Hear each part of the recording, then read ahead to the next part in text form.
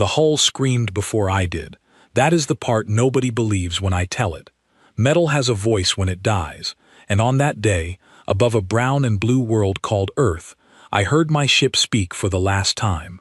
My name is Threll, and I commanded a battle group of the Vrex Compact, a power that had ruled 1,000 star systems without ever losing a single campaign. I am old now, my hands shake when I hold a cup of tea, but my mind has never once let go of that day, and it never will. I was young then, though I did not feel young. I felt certain.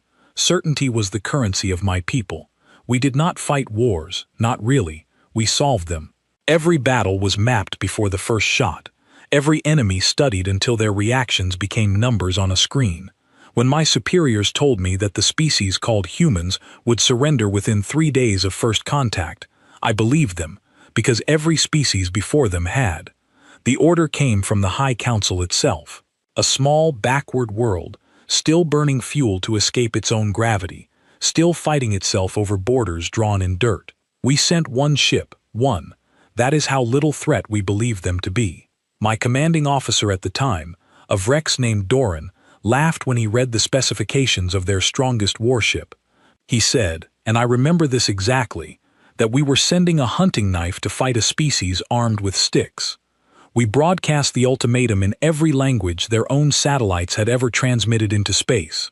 Surrender your world, accept compact rule, live in peace under our protection. It was the same message we had sent to 100 other worlds, and 100 other worlds had answered with trembling voices and open hands. Earth answered differently. The reply came back in under an hour, translated by our own systems into words too strange to be a mistake. It was short. It did not beg. It did not negotiate. It simply said that they had read our history, understood our intentions, and would see us on the field. I remember the silence on the bridge when those words appeared. Nobody laughed anymore. I want to tell you what confidence looks like right before it breaks, because I do not think anyone truly understands it until they have lived through it. Confidence does not shatter all at once. It cracks slowly, quietly, like ice under a boot, and you keep walking because you refuse to believe the sound you just heard. We entered their solar system with 7 vessels, a modest show of force meant to remind them of what waited behind it if they refused again. 7 ships against a species that had not yet built a single vessel capable of crossing between stars. It should have been over before it began. Their first response was not a fleet. It was a single ship, small compared to ours, moving with a kind of reckless purpose I had never seen in an enemy before. My sensors told me it was outgunned 11-1. My training told me it would turn back. I remember watching the screen, waiting for the retreat vector to appear. It never did. That ship came straight at my formation, weapons blazing before it was even in effective range, as if the pilot wanted us to know they had seen us and were not afraid. We destroyed it, of course. Our shields barely registered the impact of their weapons, but something about the way it died stayed with me. It did not flee. It did not surrender. It simply kept firing until there was nothing left to fire with. Doran called it a fluke. A single reckless captain, he said, does not represent an entire species. He was an experienced commander, decorated many times over, and I trusted his judgment more than I trusted my own unease. So we pressed forward, deeper into their system, expecting the surrender we had been promised. What we found instead was a planet already awake. Their communications channels were alive with a strange, sharp kind of chatter, voices that did not sound frightened so much as focused. I had studied dozens of species before my first battle. I knew what fear sounded like across different tongues, different frequencies, different kinds of throats. This was not fear. I did not have a word for it yet. We made planetfall negotiations, or tried to. A shuttle was sent down to a coastal city to establish contact with their leadership. Standard procedure, the same procedure that had worked flawlessly on 82 other worlds. I was not on that shuttle, and looking back, that is the only reason I am alive to tell you this story. The shuttle did not return. There was no explosion, no distress call, nothing dramatic in the way our sensors recorded it. It simply stopped transmitting. 3 hours later, a message arrived on an open frequency, spoken calmly by a woman with a steady voice, informing us that our representatives were, in her words, no longer available for further discussion, and that we should consider our next move very carefully before making it. I remember Doran's face when he heard that message. It was the first time I saw something other than certainty in his eyes. We convened an emergency council aboard my flagship. Half of my officers argued for immediate escalation, a show of overwhelming force to remind this small, stubborn world exactly what it was dealing with. The other half argued for patience, for more study, more data before we risked further losses. I said very little in that meeting. I was still trying to understand what I had heard in that woman's voice.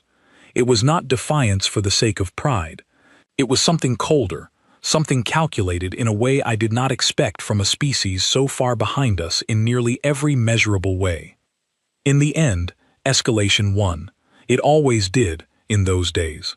We had built an empire on the principle that overwhelming force ends resistance quickly and with the fewest possible losses on both sides. It was, in its own strange way, meant to be merciful. Fewer battles meant fewer deaths. That was the philosophy that had guided the compact for 10,000 years, and I had never once questioned it. So we moved our full battle group into low orbit, weapons ready, and broadcast a final warning. Stand down, or face the consequences your own history has taught you to fear. I believed, truly believed, that this would be the moment they broke. Every species broke eventually. It was simply a matter of finding the right amount of pressure. Their answer came not as words this time, but as light. Dozens of small craft rose from the surface at once, from bases we had not detected, using technology our scans had somehow failed to register. They were faster than our models predicted, more numerous than our reconnaissance had shown, and flying in patterns that made no logical sense according to every combat doctrine I had ever studied. I want to be clear about something. We were still, by every technical measure, the superior force that day.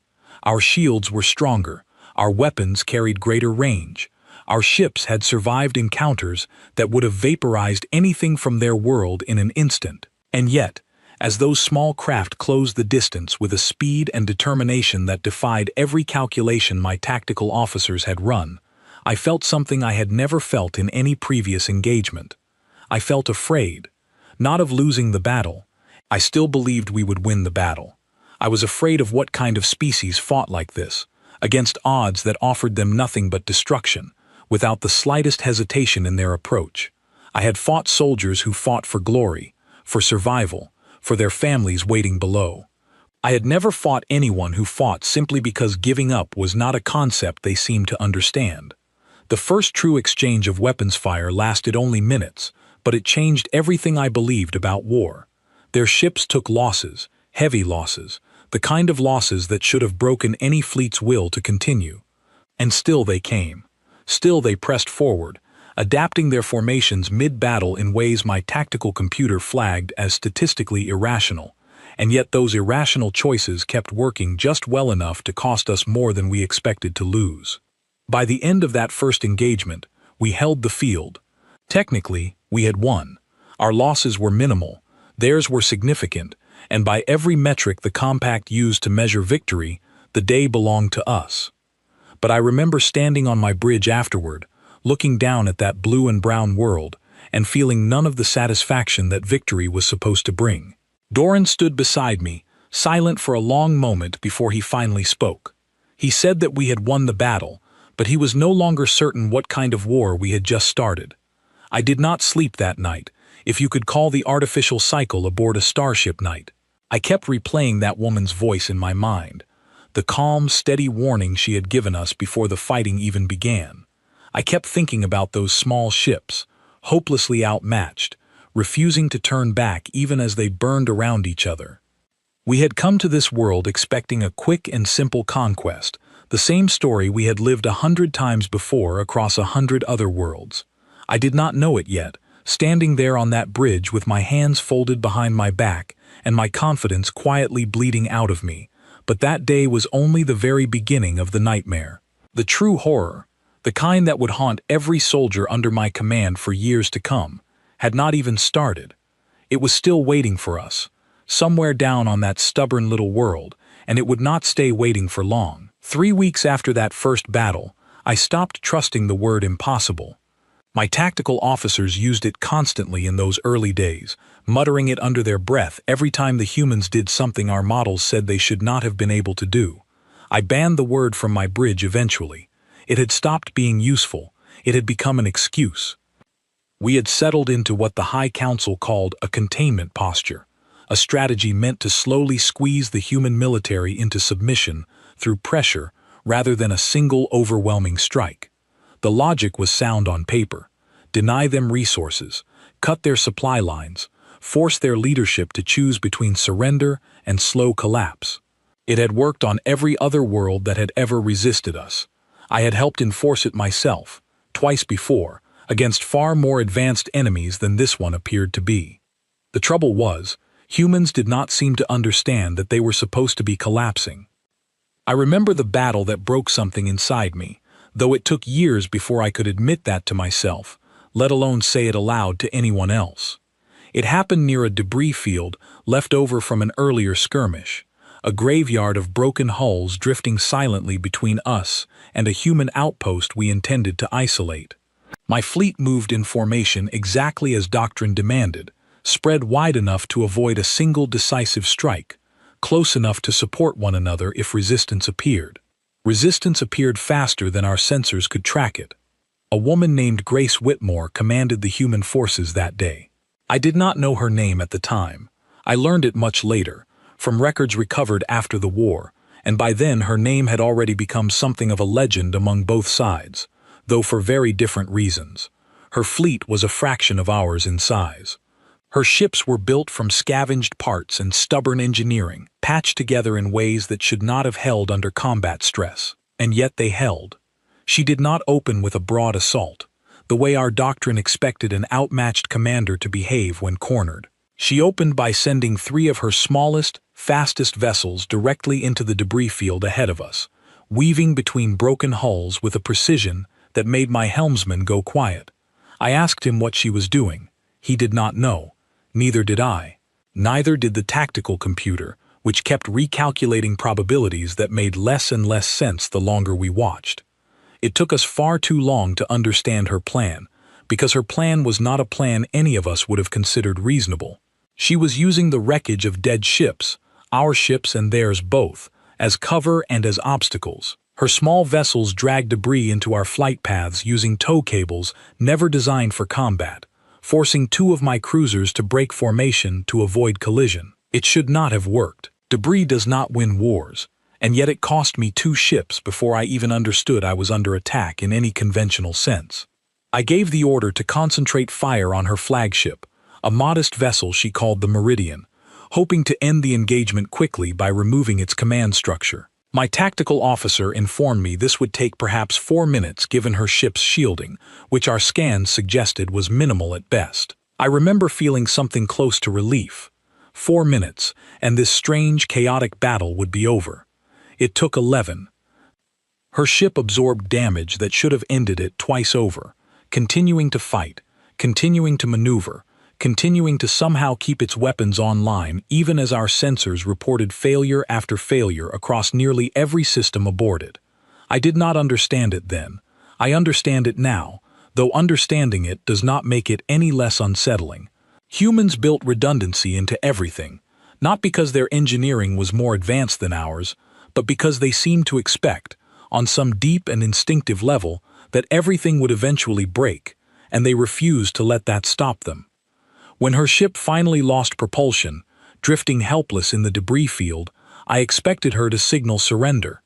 Every commander I had ever faced, human or otherwise, signaled surrender once retreat and victory were both taken off the table. I opened a channel, prepared to offer terms, prepared to end this particular chapter of the engagement with the same courtesy the compact always extended to a defeated foe.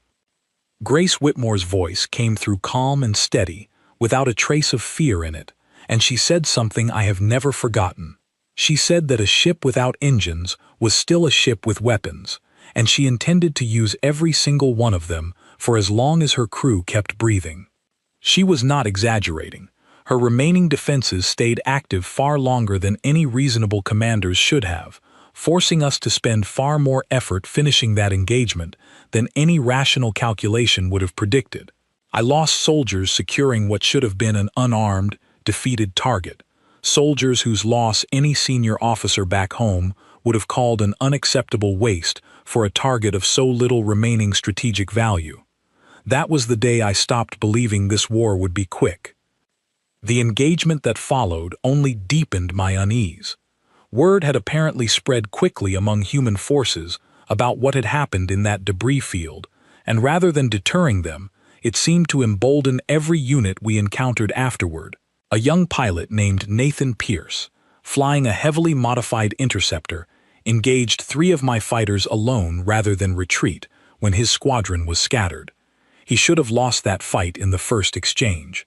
Instead, he brought down one of my fighters through a maneuver so reckless my own pilots initially assumed it was a mistake rather than a deliberate choice.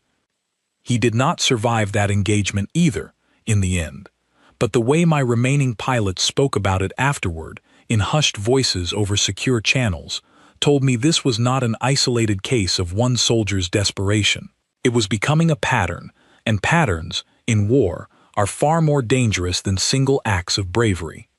I began requesting psychological assessments on captured human personnel, hoping to find some explanation, some flaw in their thinking that would let me predict their next move instead of constantly reacting to it.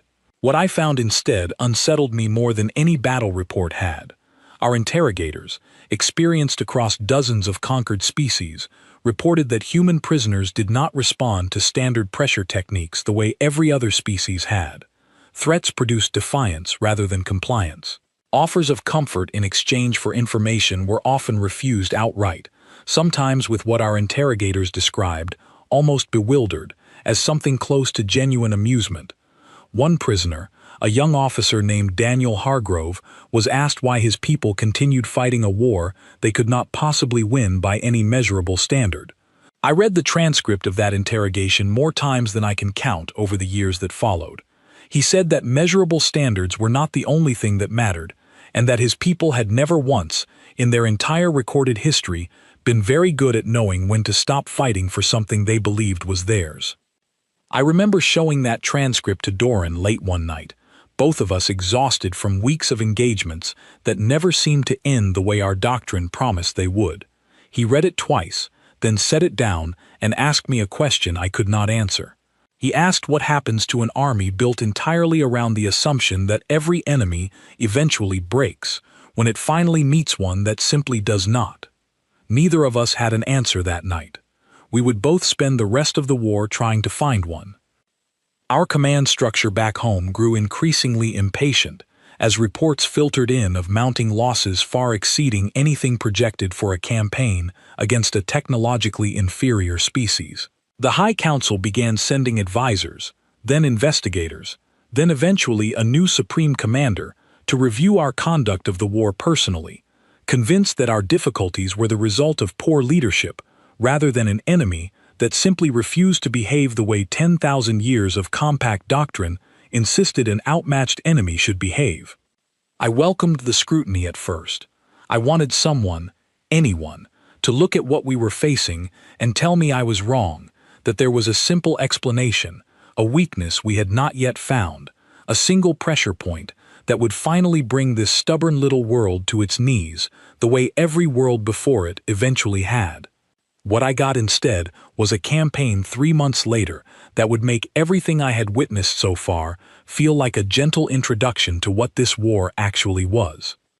We received intelligence suggesting a major human production site was hidden within a mountain range on the eastern edge of their largest continent, a site responsible for the rapidly evolving technology that had cost us so dearly in every engagement so far. Destroying it, our new Supreme Commander insisted, would cripple their ability to continue resisting and finally force the surrender that should have come within days of our arrival. I was given command of the ground effort meant to secure and destroy that site. It remains, to this day, among the most difficult experiences of my very long life, and it taught me something about human beings that no report, no interrogation transcript, and no simulation could ever have prepared me for. We arrived under cover of darkness, a full battalion equipped with the finest gear the Compact had ever fielded, expecting minimal resistance given the remote and heavily forested terrain surrounding our target. Our scans showed a modest human presence, lightly equipped by every standard we understood. On paper, it should have taken less than a day to secure the site and begin its destruction. The forest itself seemed to work against us from the very first hour. Dense canopy interfered with our aerial support in ways our engineers had not fully accounted for. The terrain, steep and uneven, slowed our advance far more than projected, and the humans, few as they were according to our initial estimates, used every inch of that difficult ground with a familiarity that suggested they had spent years preparing for exactly this kind of engagement. A woman named Ruth Sinclair, a field medic attached to the defending unit, became something of a quiet legend among my own soldiers after that campaign, though not for reasons any of them were proud to admit. She was held briefly during the fighting, kept under guard while my officers attempted to gather information about the site's defenses. She gave them nothing useful, not through silence, but through a calm, almost gentle stream of misdirection so convincing that it took my intelligence officers nearly 6 hours to realize every piece of information she had given them was carefully, deliberately false.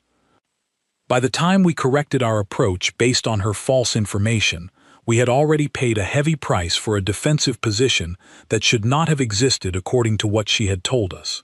When my officers later asked her, with something close to frustration, why she had lied so calmly to an occupying force, she reportedly only said that she did not see any reason to feel sorry about it. The fighting inside that mountain range lasted 9 days, far longer than any single engagement fought anywhere else in the war up to that point. Every position we took cost more than our commanders had budgeted for.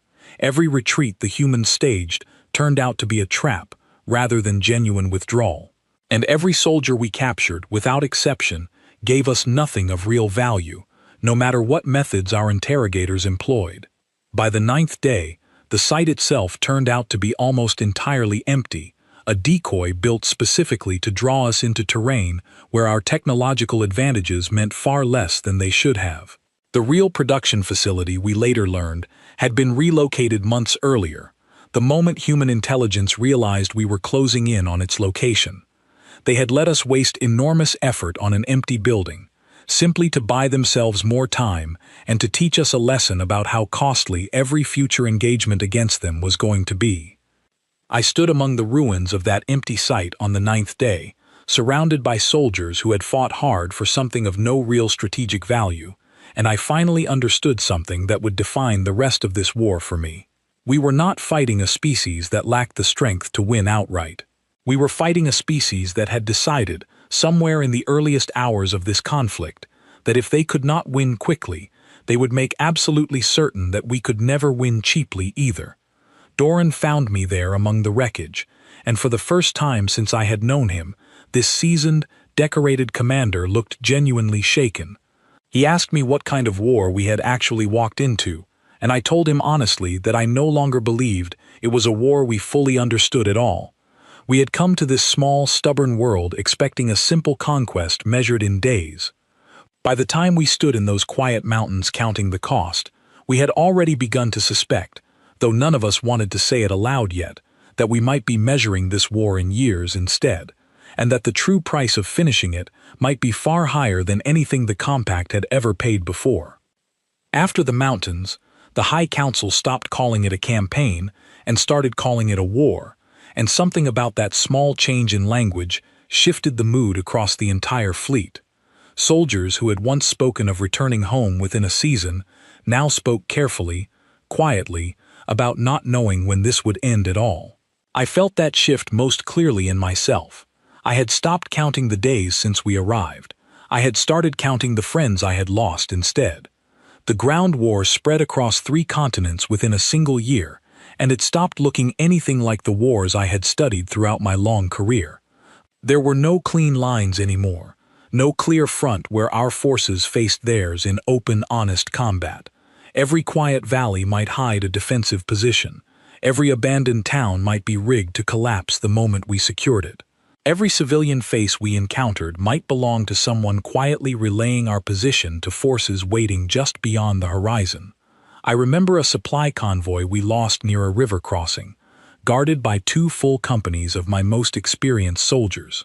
The attack came from beneath the water itself, divers who had waited motionless for hours in cold, dark currents, striking only when our convoy was fully committed to the crossing and could neither retreat nor properly defend itself. We lost the convoy entirely.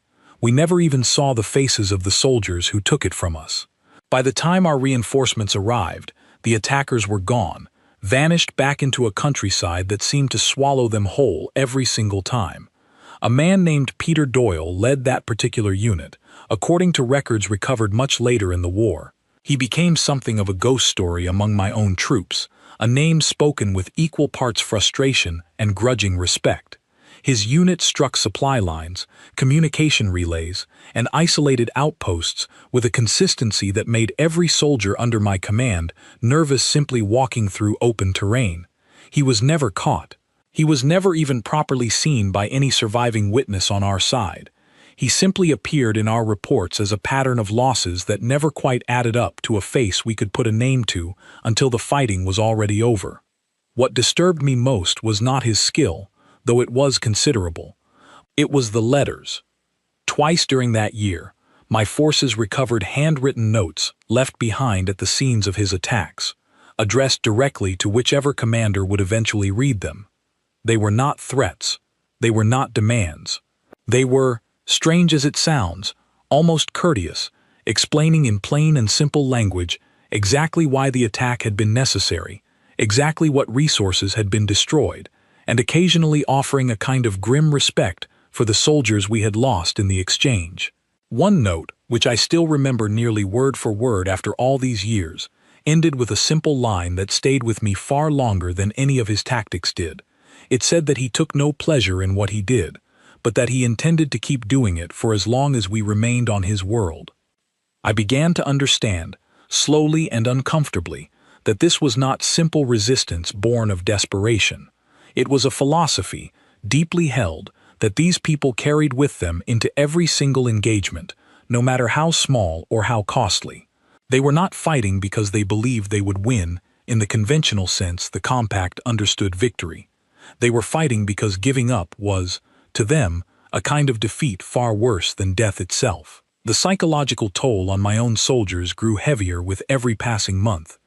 I began noticing changes in officers I had served alongside for decades, veterans who had faced far more powerful enemies without a single moment of hesitation. They grew quiet during briefings. They flinched at sudden noises during otherwise calm patrols. Some requested transfers to other fronts, citing exhaustion, though we all understood the real reason without ever needing to say it aloud. One of my most capable pilots, a Vrex named Kale, came to me privately one evening and asked to be relieved of duty. I asked him why, expecting the usual explanations of fatigue or minor injury. Instead, he told me something that troubled me for a very long time afterward. He said that he had begun to dream about the humans we fought, not as enemies to be defeated, but as something closer to a force of nature, patient and endless, that would simply keep coming no matter how many of them we destroyed. He said he no longer believed we could win this war in any way that would feel like winning. I did not relieve him of duty that night. I should have. 3 weeks later, his ship was among those lost in an engagement near a coastal city, and I have carried the weight of that conversation with me every day since. The humans, for their part, seemed to understand exactly what effect their tactics were having on us, and they leaned into it without hesitation. Captured compact soldiers were sometimes released rather than held, returned to our lines shaken, disoriented, and full of stories that spread through the fleet faster than any official report ever could. I met one such soldier myself, a young Vrex named Saren, who had been captured during a failed reconnaissance mission and released nearly 2 weeks later without explanation. Saren told me the humans holding him had not harmed him in any way that could be measured or reported through official channels. They had fed him, given him medical care for a minor injury sustained during his capture, and spoken to him at length, calmly and without hostility, about their history, their reasons for fighting, and their absolute certainty that they would rather see their entire species destroyed than live under compact rule. He said the woman who spoke with him most often, a calm and thoughtful officer named Clara Bennett, had told him something he could not stop repeating afterward. She had said that fear was not the same thing as surrender, and that his commanders would do well to learn the difference before it cost them everything. Saren was never quite the same after his release. He completed his remaining service without incident, but he requested reassignment to a non-combat role the moment his obligation allowed it, and I did not blame him for a moment. The siege that changed me most personally came nearly 2 years into the ground war, at a fortified position built into the side of a river valley that our forces had been ordered to take at any cost. Intelligence suggested it held a small garrison, poorly supplied, on the verge of collapse after months of what our command believed was a successful blockade. I led the assault myself, confident, for the first time in longer than I could remember, that we had finally found the breaking point we had spent years searching for. The garrison was not poorly supplied. It was not on the verge of collapse. Every report we had received had been carefully, deliberately fed to us through channels we believed were secure, crafted specifically to draw our forces into a valley that offered no room to maneuver and no clean line of retreat once the fighting began. I remember the moment the trap closed around us with a clarity I have never lost, even after all these years. The valley walls, which our scans had identified as stable rock formations, were in fact riddled with charges placed months in advance, triggered the moment our forces were fully committed to the approach. The resulting collapse did not destroy us outright, but it split my forces into isolated pockets, cut off from resupply, cut off from retreat, and surrounded on every side by defenders who had clearly been waiting for exactly this moment for a very long time. I found myself pinned down for nearly 18 hours alongside a small group of my remaining soldiers, unable to advance, unable to retreat, listening to the sounds of a battle we were slowly, unmistakably losing. It was during those long hours, crouched in the ruins of what had once been a supply depot, that I first began to understand something about these people that no report had ever properly captured. A young human soldier, no older than what would have been considered barely an adult by Vrek standards, found our position sometime near the end of those 18 hours. His name, I learned much later, was Owen Baxter, and he had every advantage in that moment. My group was exhausted, low on ammunition, and in no condition to mount any real resistance. He could have ended the engagement then and there with very little risk to himself. He did not. Instead, he called out to us in careful, halting words clearly learned specifically for moments like this one, offering safe passage if we surrendered our weapons and agreed to be held rather than continue fighting a battle we had already lost. I remember the confusion I felt in that moment, more than the fear. Every doctrine I had ever studied insisted that a cornered enemy should be finished quickly and completely, with no risk left to chance. And yet here was a young soldier, offering mercy to an enemy who had come across the stars specifically to conquer his world. I ordered my remaining soldiers to surrender. I am not ashamed to admit that now, though for many years afterward I carried a strange kind of guilt about the decision, as though survival itself had somehow been a failure of duty. Owen Baxter kept his word. We were held under guard, treated with a strange and unfamiliar decency, and eventually exchanged for human prisoners some months later, as part of a limited agreement negotiated between exhausted commanders on both sides.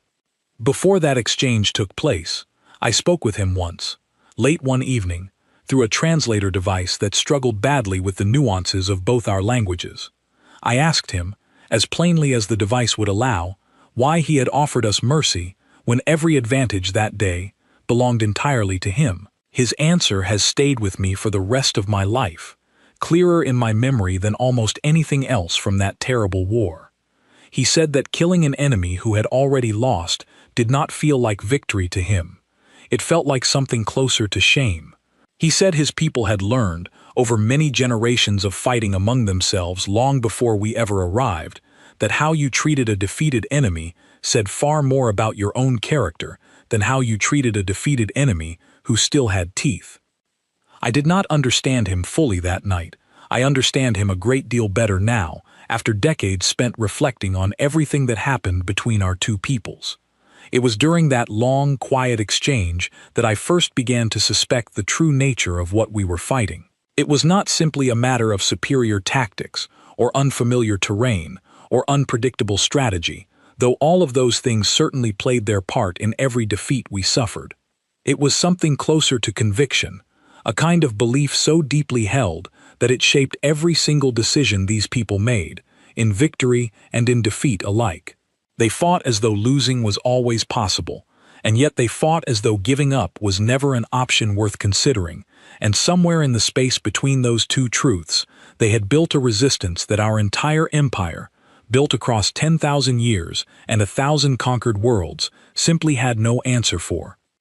When I finally returned to my own forces after the prisoner exchange, thinner and quieter than the officer who had led that ill-fated assault into the valley, Doran barely recognized me at first. He asked what had happened to me during my time in captivity, expecting stories of hardship, of mistreatment, of the kind of suffering our own doctrine assumed any defeated enemy would inflict on captured soldiers. I told him the truth instead, and I watched his face change as I spoke, the same slow, uncomfortable realization I had already reached myself settling over him in real time. We had spent years treating this war as a problem of tactics and technology, searching endlessly for the single weakness that would finally bring these people to their knees, the way every other world before them eventually had. We had never once considered that the true source of their strength was not something we could target with weapons at all. The High Council summoned me back to the capital world nearly 3 years after the war began, an unusual honor that felt, in the moment, far more like an accusation. I stood before a chamber of officials who had never once set foot near the front lines, men and women who still spoke of humans in the same dismissive terms we had used on the very first day of this conflict, and I understood immediately that explaining what I had seen would be far harder than surviving it. I told them everything: the debris field, the mountain siege, the valley ambush, the strange and unsettling mercy of a young soldier named Owen Baxter. I told them about the letters left behind by a man we never caught, and the calm, unshaken voice of a woman who had warned us, on the very first day, that we should think carefully before making our next move. I told them as clearly as I could that this was not a war we were losing due to poor tactics or weak leadership. It was a war we had never truly understood how to fight from the very beginning. The reaction in that chamber was not what I expected. I had prepared myself for disbelief, for accusations of exaggeration, perhaps even for consequences to my own career, for delivering news no one wanted to hear. Instead, I watched something far more unsettling settle over that room: silence. The particular kind of silence that comes not from disagreement, but from quiet confirmation of fears that had already been growing, unspoken, for far too long. It turned out I was not the only commander summoned that season. 6 others stood beside me, each having led forces on different fronts, against different human factions spread across their fractured but fiercely coordinated defense. Each of us told a version of the same story, different details, different battles, the same conclusion. This was not a species that could be pressured into submission through patient escalation. This was a species that treated escalation itself as an invitation to escalate further, no matter the cost. One commander, an older Vrex named Sela who had led forces on the southern continent, said something that night that I have never forgotten. She said that in 10,000 years of compact history, we had faced clever enemies, resourceful enemies, even enemies willing to die rather than surrender their homes. But we had never faced an enemy that seemed to find something like purpose in the fighting itself, independent of whether victory was even possible. The High Council took nearly 6 months to formally acknowledge what those of us on the front lines had already understood for years. During that time, the war did not pause to wait for their conclusions. It simply grew worse. Human forces, once scattered and reactive, had begun coordinating across previously fractured factions in ways our intelligence had never anticipated. Nations that our reports insisted had been fighting one another for generations before our arrival, now shared resources, technology, and strategy with a speed and trust that should have taken decades to build under normal circumstances. It seemed our invasion had accomplished something no human conflict ever had. It had united them. I remember the first time I encountered this unified human command directly, during an engagement near their western coastline that would come to be remembered, on both sides, as one of the defining battles of the entire war. A general named Henry Caldwell coordinated the defense that day, drawing together forces from what had once been rival nations into a single, cohesive fighting force that moved with a discipline our own doctrine had never expected from a species so recently at odds with itself. My fleet outnumbered his defenders nearly 3-1 when the engagement began. By every measure our tactical computers could calculate, victory should have been swift and decisive. I had learned by that point in the war to distrust those calculations more than I trusted my own instincts, and my instincts that day told me something was deeply wrong long before the fighting itself confirmed it. Caldwell's forces did not meet us in open engagement the way our doctrine assumed a unified defense would. Instead, they drew our fleet into a slow, grinding pursuit across a stretch of ocean riddled with hidden defenses, automated systems, and coordinated strikes launched from positions we had no way of detecting until it was far too late to respond effectively. Every hour of that pursuit cost us more than the last, small losses accumulating into something far larger than any single engagement should have produced. By the time we finally broke off the pursuit, having achieved nothing resembling the decisive victory we had entered the engagement expecting, I understood that we had just witnessed something far more significant than a single tactical defeat.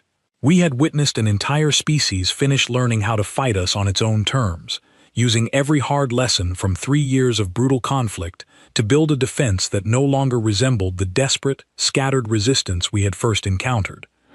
The mood aboard my flagship after that battle was unlike anything I had experienced in my long career. I had commanded soldiers through difficult losses before, but this was different. This was the quiet, creeping realization, shared silently across an entire fleet, that we were no longer simply losing battles here and there. We were losing the war itself, slowly, inevitably, no matter how many resources the Compact continued to pour into this stubborn, unyielding little world. Defections began not long after, quiet at first, then increasingly difficult to ignore. Soldiers who had served the Compact faithfully for decades requested transfers away from the human front in numbers that alarmed even the High Council. Some simply refused orders outright, citing exhaustion, moral uncertainty, or in a few cases, an open admission that they no longer believed this war could be won in any way that justified its continuing cost. I understood their reasoning more than I was willing to admit at the time. I had begun to feel it myself, a heaviness that settled deeper into me with every fresh report of losses, every new story of human resilience that defied everything I had once believed about how war was supposed to work. I had entered this conflict as a confident, decorated commander, certain of victory within days. I had become, over the course of 3 brutal years, something closer to a man simply trying to survive long enough to understand what had actually happened to him.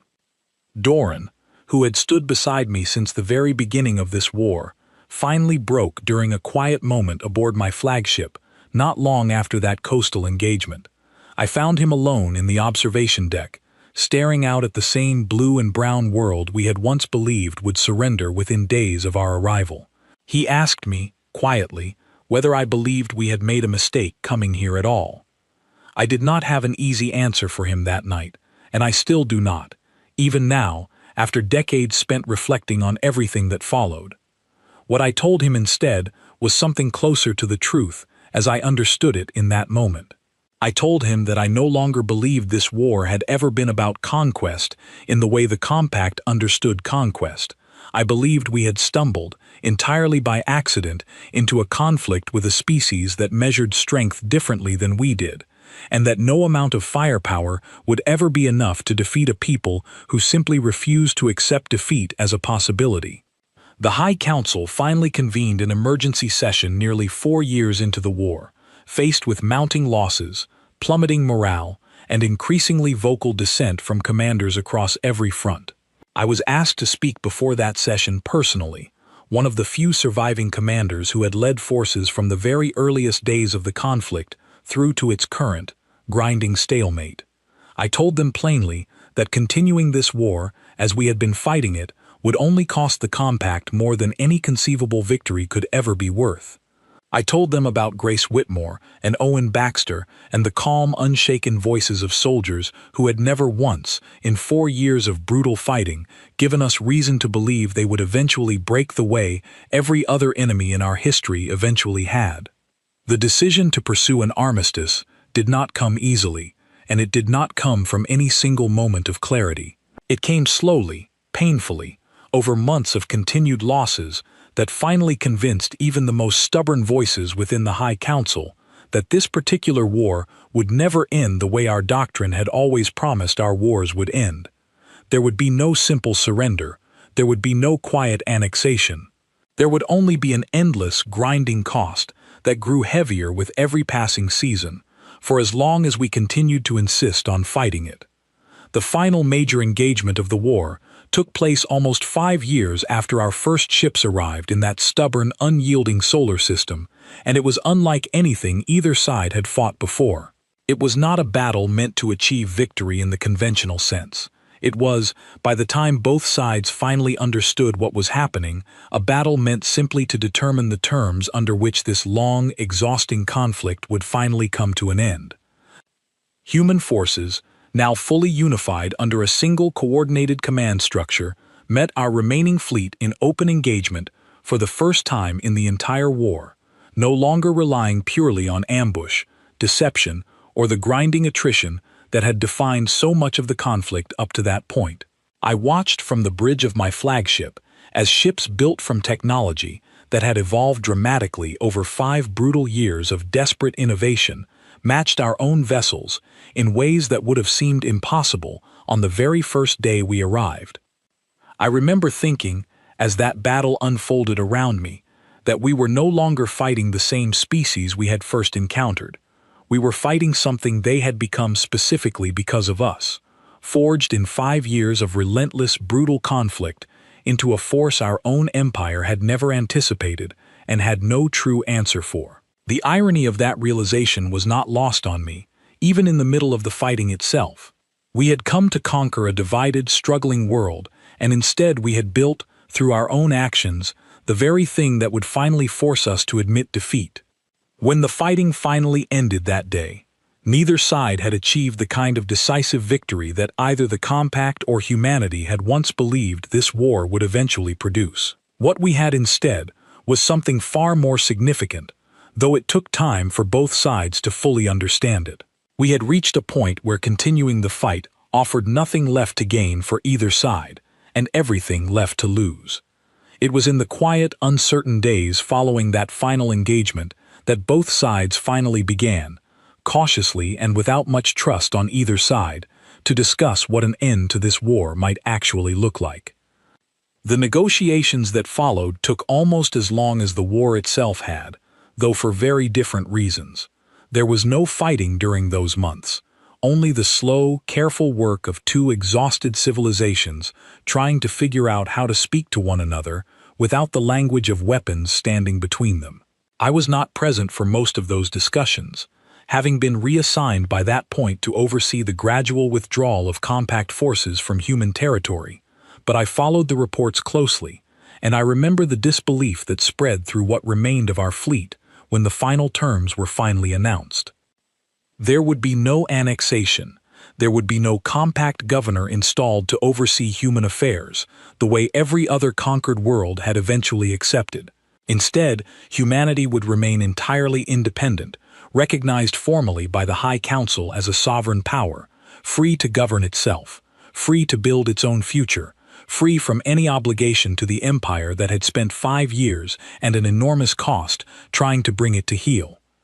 In exchange, humanity agreed to certain boundaries regarding expansion beyond their own solar system for a fixed period of years, boundaries that both sides understood, without ever saying it aloud, existed primarily to give the compact time to recover from a war it had never expected to need recovering from.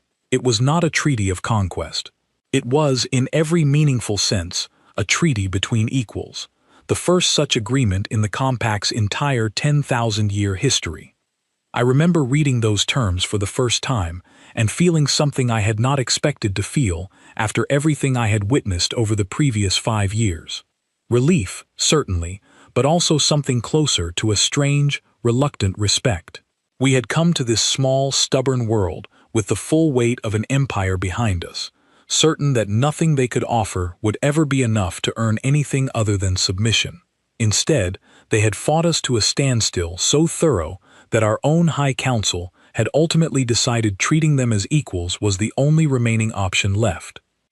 I stayed on Earth for nearly a year after the formal end of hostilities, part of a small delegation tasked with overseeing the final withdrawal of compact forces and establishing the initial diplomatic channels between our two peoples.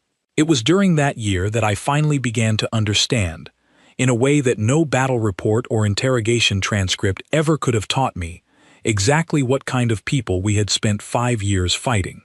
I met Grace Whitmore in person for the first time during that final year, at a formal gathering meant to mark the official transition from war to whatever uneasy peace would follow. I recognized her voice before I ever saw her face, the same calm, unshaken tone that had warned us, on the very first day of the war, to think carefully before making our next move. She was older now, quieter in person than I had imagined her, though the same steady conviction remained in everything she said. I asked her, carefully, through a translator that had improved considerably over the years of forced cooperation between our two languages, whether she had ever truly believed her forces could win against an empire as vast and as powerful as the Compact. She considered the question for a long moment before answering, and her answer has stayed with me more clearly than almost anything else from that entire war. She said that winning, in the way I meant it, had never actually been the goal. She said her people had understood, from the very first ultimatum we sent, that they likely could not defeat an empire that had already conquered 1,000 worlds before ever finding theirs. What they could do, she said, was make certain that conquering them would cost more than any empire could reasonably justify paying, for as long as it took for us to understand that some things simply were not worth the price we would have to pay for them. I have thought about that answer for many years since, turning it over in my mind the way you might turn over a stone you cannot quite decide whether to keep. It explained so much of what I had witnessed throughout the war, the reckless ships that refused to retreat, the empty facility that cost us hundreds of soldiers for nothing of strategic value, the quiet, unshaken mercy of a young soldier who chose not to end my life when every advantage that day belonged entirely to him. It had never been about winning in the way my own doctrine understood victory. It had been about something closer to conviction, a belief so deeply held that it shaped every single choice these people made, regardless of the odds stacked against them. Before I finally left Earth for the last time, I sought out one more person whose name had followed me throughout the final years of that long, exhausting war. Owen Baxter, the young soldier who had offered mercy to my broken, exhausted unit in that quiet river valley, had survived the war and gone on to serve in whatever peacekeeping role his government asked of him during the uncertain months following the armistice. I found him overseeing the transfer of a small compact outpost back to civilian human authority, older now, marked visibly by years of a war that had clearly cost him more than he ever spoke about openly. I thanked him, as plainly as the translator allowed, for the mercy he had shown me and my soldiers on the worst day of my long career. He seemed genuinely surprised that I remembered him at all, given how many soldiers he had encountered across years of brutal fighting. When I asked him whether he ever regretted showing kindness to an enemy who had come across the stars specifically to conquer his world, his answer was simple, and it has remained the clearest lesson I took away from this entire war. He said that showing mercy to a defeated enemy had never once felt like weakness to him. He said his people had learned, long before we ever arrived in their solar system, that the true measure of strength was not how much destruction you were capable of, but how much restraint you were willing to show, once destruction was no longer necessary. He said he hoped, somewhere in whatever histories our two peoples eventually wrote about this war, that this particular lesson would not be forgotten by either side. I carried that conversation with me across the long journey home, and I have carried it with me every single day since, through decades spent advising younger commanders, through a long and quiet retirement spent trying to make sense of everything I witnessed during those 5 brutal years. I have told this story many times now, to officers still serving, to historians curious about the war that finally taught the compact the meaning of the word equal, and now, to you, a young journalist eager to understand what really happened on that distant, stubborn world before you were ever born. I know the histories written back home still describe that war in careful, diplomatic language, framing the armistice as a mutual decision reached between two civilizations who had simply grown tired of fighting. I understand why those words are chosen carefully. Admitting the full truth is a difficult thing for any empire to do, and the full truth is simply this: we did not choose to stop that war because we grew tired of fighting it. We stopped because we finally understood that we could never win it in any way that would have been worth the cost. Humanity did not defeat us through superior technology, though their technology grew remarkably over those 5 years, adapting and evolving faster than anything our own scientists had ever documented in any other species throughout our long history. They did not defeat us through superior numbers, since they remained, even at the height of their unified resistance, vastly outnumbered by the forces the compact was capable of bringing to bear against them. What defeated us, in the end, was something far harder to measure and far harder to defend against. It was a will that simply refused to bend, no matter how much pressure we applied, no matter how many losses we inflicted, no matter how thoroughly our own doctrine insisted that every enemy eventually breaks. I am an old man now, by the standards of my own long-lived species, and I have seen a great deal in the many decades since that war finally ended. I have watched humanity grow from a fractured, struggling world into a power that our own compact now treats with the kind of careful respect once reserved only for civilizations far older and far more established than theirs. I have watched younger officers study the records of that war with a mixture of fascination and quiet unease, searching for lessons that I am not certain can ever be fully captured in any report or any simulation. If there is one thing I would want you to understand, before you write whatever story you intend to write about everything I have told you today, it is this: strength, in the way most civilizations measure it, means very little against a people who have decided that some things are simply worth any cost required to protect them. We came to that small, stubborn world expecting an easy conquest measured in days. We left it, 5 brutal years later, having learned a lesson that I believe every civilization eventually needs to learn, whether they are prepared for it or not. Never underestimate a people who fight as though they have already accepted the cost of losing everything, because a people willing to pay that price will very often make certain that you pay it right alongside them. That is the truth of what happened on that human war front, as I lived it, as I remember it, and as I will carry it with me for whatever years I have left. I hope, whatever you write, you carry that lesson forward as clearly as I have tried to share it with you today.